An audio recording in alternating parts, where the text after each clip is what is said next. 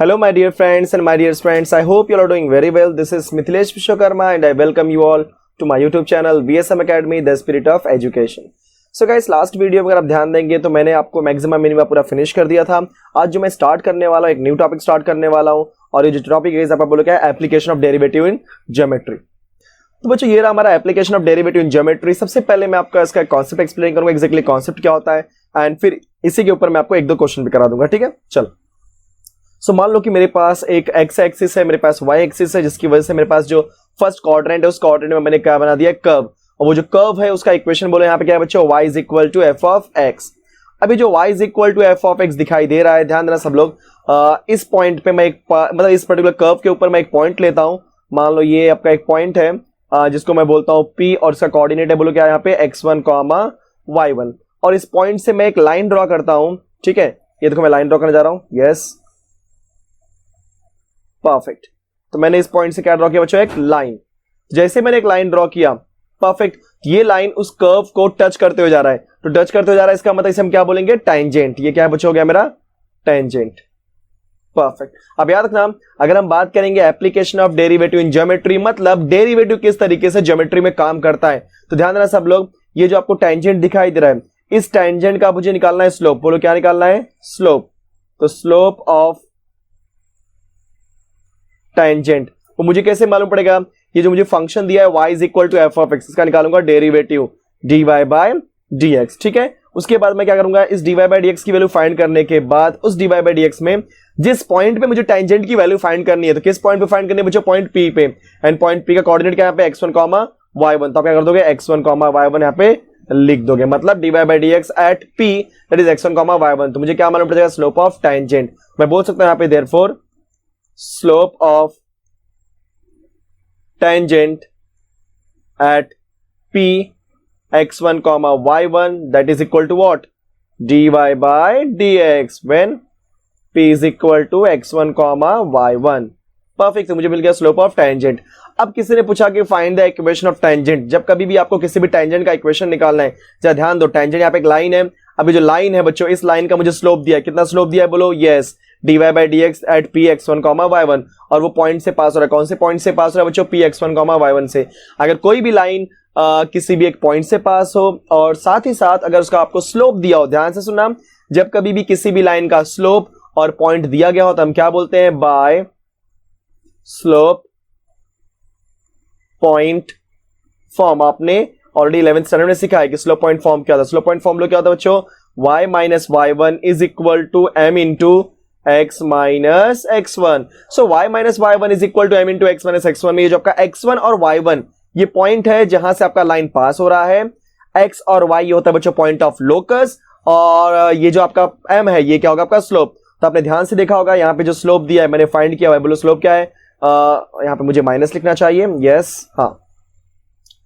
तो बच्चों मेरा स्लोप यहाँ पे क्या है, y minus y1 is equal to slope की वैल्यू यहाँ पे क्या है, dy by dx at x1, y1 into x minus x1। ये बोलो क्या होगा आपका, yes, equation of tangent.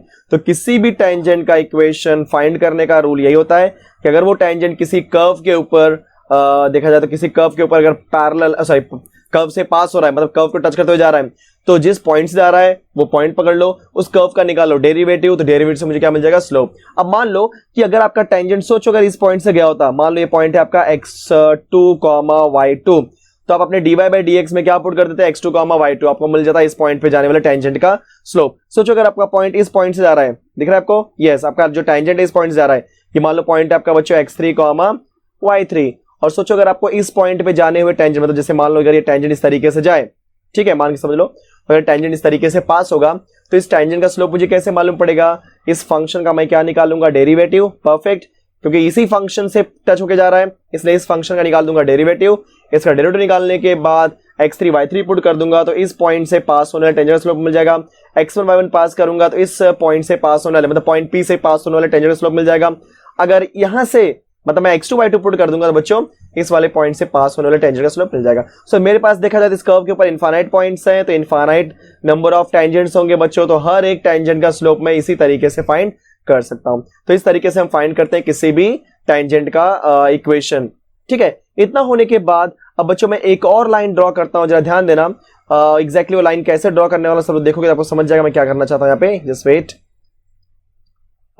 Yes, आप ध्यान से देख रहे हो कि जो मैं रेड लाइन ड्रॉ करने वाला हूं, ठीक है। देखो इस तरीके से आपकी ध्यान दोगे बच्चों, ये जो रेड लाइन है ये आपका टेंजेंट से ही पास हो रहा है, मतलब पॉइंट पी से मैं पास कर रहा हूं, ठीक है। और साथ ही साथ ये क्या है बोलो, टेंजेंट के ऊपर परपेंडिकुलर है। तो याद रखना, जब कभी भी कोई भी लाइन टेंजेंट के ऊपर परपेंडिकुलर हो जाएगी उसे हम बोलते हैं नॉर्मल। क्या बोलते हैं बोलो यहाँ पे, नॉर्मल। तो मुझे यहाँ पे किसका इक्वेशन निकालना है, नॉर्मल। तो नॉर्मल बोल सकते हो क्या, परपेंडिकुलर टू टेंजेंट। तो बच्चों कोई भी लाइन अगर टेंजेंट के ऊपर परपेंडिकुलर उसे हम क्या बोल देंगे, नॉर्मल। Very good. अब सवाल उठता है कि अगर मुझे किसी ने बोल दिया कि भाई ये नॉर्मल का मुझे इक्वेशन निकाल के दिखाओ, तो मैं क्या बोलूंगा कि नॉर्मल आपका पॉइंट पी से ही पास हो रहा है। अगर नॉर्मल पॉइंट पी से पास हो रहा है इसका मतलब ये होता है कि x1, y1 ये पॉइंट उस लाइन के ऊपर है, मतलब उस नॉर्मल के ऊपर है। साथ ही साथ ये जो आपका नॉर्मल है वो टेंजेंट के ऊपर परपेंडिकुलर। आप सबको पता है कि जब कभी भी दो लाइन होती है परपेंडिकुलर तो उनके स्लोप का मल्टीप्लिकेशन क्या होता है बच्चों, -1। आपको याद है m1 into m2। If two lines are perpendicular, मान लो एक लाइन का स्लोप है m1 और दूसरे लाइन का स्लोप क्या है m2, तो उस केस में उनके स्लोप को मल्टीप्लाई करोगे तो आंसर क्या आएगा, मिलेगा -1।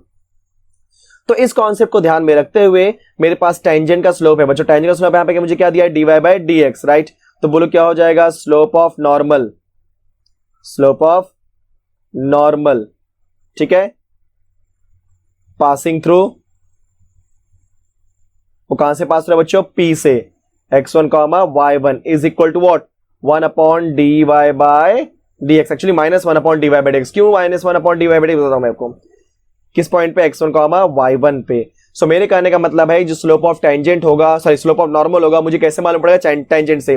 सोचो अगर टेंजेंट का स्लोप होता 2 तो नॉर्मल का स्लोप क्या हो जाएगा, -1/2। क्योंकि क्या होता है, कैसे निकालना होता है किसी भी परपेंडिकुलर लाइन का स्लोप। अगर एक लाइन का स्लोप आपको दिया हुआ है और आपको फाइंड करना है उसके परपेंडिकुलर लाइन का स्लोप, तो जो स्लोप दिया है उसका रेसिप्रोकल लेकर के साइन चेंज कर दो। मतलब जैसे अगर वहां पे 2 था तो 2 का रेसिप्रोकल क्या हो जाएगा बच्चों, 1/2। साइन वहां पे प्लस है तो यहाँ पे क्या कर दो, माइनस। सो कहने का मतलब मेरा यहाँ पे है कि कोई भी लाइन, कोई भी परपेंडिकुलर लाइन का अगर आपको निकालना हुआ स्लोप, ठीक है, दूसरी लाइन का दिया गया और तीसरे उसका निकालना है मुझे, तो उस केस में आप क्या करोगे, जो भी स्लोप दिया गया है उसका रेसिप्रोकल लो और साइन चेंज कर दो। प्लस है तो माइनस, माइनस है तो प्लस। सिमिलरली मुझे जो स्लोप था टेंजेंट का, मुझे क्या दिया था, यहाँ पे ध्यान से देखोगे आप लोग, तो मुझे क्या दिया बोलो यहाँ पे, dy/dx। तो dy/dx दिया था, तो इसी dy/dx मैंने क्या निकाला, रेसिप्रोकल। मुझे क्या मिलेगा, 1/dy/dx। ये प्लस था तो यहाँ पे कर दिया मैंने बच्चों माइनस। दिखाई दे रहा है सबको, यस। कि मुझे क्या मिल गया, स्लोप ऑफ नॉर्मल। अब स्लोप ऑफ नॉर्मल मिलने के बाद अब हम लोग क्या फाइंड करेंगे, इक्वेशन ऑफ नॉर्मल। तो देखो क्या होता है, जो नॉर्मल है उसका स्लोप मेरे पास मालूम पड़ गया यहाँ से, और वो कहां से पास हो रहा है, x1, y1 से। मतलब नॉर्मल एक ऐसी लाइन है जिसका स्लोप है जो पॉइंट है, तो स्लोप और पॉइंट दोनों है, मतलब क्या हो जाएगा, यस, स्लोप पॉइंट फॉर्म। तो इसको हम लोग क्या बोलेंगे, बाय स्लोप पॉइंट फॉर्म। बोलो क्या हो जाएगा बच्चों, y - y1 is equal to m into x - x1। Therefore x1, y1 तो आपका पॉइंट हो गया और xy क्या हो गया बच्चों, आपका पॉइंट ऑफ लोकस।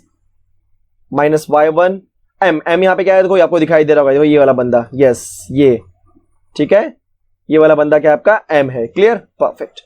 सो इसको मैं लिख देता हूं कि बोलो क्या बच्चों आपका -1 divide by dy/dx at x1, y1 into x minus x1। ये हो गया बच्चों आपका, यस, इक्वेशन ऑफ नॉर्मल। तो इसको हम बोलते हैं इक्वेशन ऑफ नॉर्मल। तो नॉर्मल का इक्वेशन ये हो गया, ठीक है। This is what required equation of normal and this is what tangent. This is required equation of tangent. तो इस तरीके से हम नॉर्मल और टेंजेंट का इक्वेशन फाइंड करते हैं। याद रखना, जब कभी भी कोई फंक्शन दिया होगा एंड उस फंक्शन का यूज करके मुझे उसके टेंजेंट और नॉर्मल का इक्वेशन निकालना होगा किसी एक पॉइंट के ऊपर, तो आपको पॉइंट दिया गया होगा तो क्या करो, सिंपल सा फंडा, जब आपको फंक्शन दिया गया बच्चों, उस फंक्शन का फटाक से निकाल दो डेरिवेटिव। डेरिवेटिव निकालने के बाद जो भी पॉइंट पे पूछ रहा है वो पॉइंट उसके अंदर पुट कर दो। जैसे ही पुट करोगे तो आपको न्यूमेरिक वैल्यू मिलेगी। वो जो न्यूमेरिक वैल्यू होगी वो बोलो क्या हो जाएगा, स्लोप ऑफ टेंजेंट। उसका रेसिप्रोकल लेकर के साइन चेंज कर दो, क्या मिल जाएगा, स्लोप ऑफ नॉर्मल। तो टेंजेंट मिल गया और नॉर्मल के दोनों का स्लोप मिल चुका है मेरे पास।